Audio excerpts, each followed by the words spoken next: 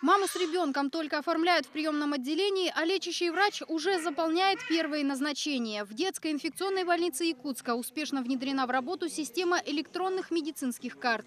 Не отходя от рабочего места, специалисты могут записать пациента на все необходимые исследования. Что нам нужно? Рентгенография. Фиксируем. Что нам нужно? Органов грудной клетки. Пожалуйста. Сохраняем. И данная информация у нас уходит уже в рентген-кабинет.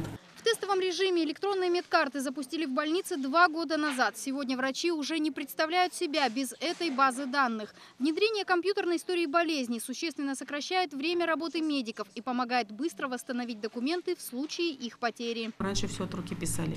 У нас это не сохранялось. Могла мама выписку потерять, например, да, и потом прийти и сказать: дайте мне дубликат. А дубликат лежит где-то в архиве далеко. И пока его найдешь, конечно, идет время.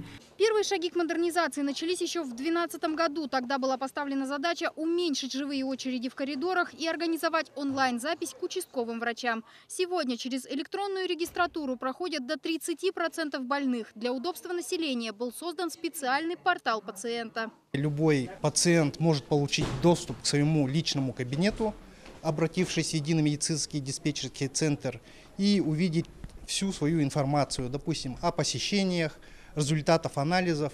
Медицинские базы данных позволяют передать информацию о пациентах в центральные города России, что позволяет своевременно направить больного на лечение.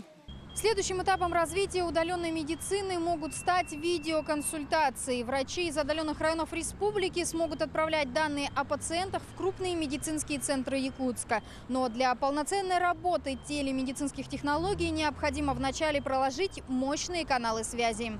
Анна Лебединская, Максим Бурцев, Иларион Федоров. Вести, Якутск.